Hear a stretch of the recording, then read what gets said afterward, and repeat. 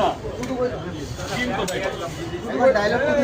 এক প্লেটে 3টে পরোটা আনলিমিটেড তরকারি মাত্র 30 টাকা। যাতে হবে না ট্রেন টিকিট।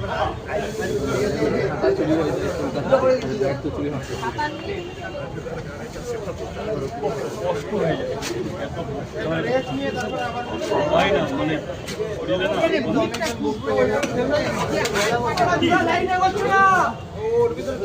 হ্যাঁ হ্যাঁ স্যার 10 টাকা পাবে। হ্যাঁ এখনই বলবো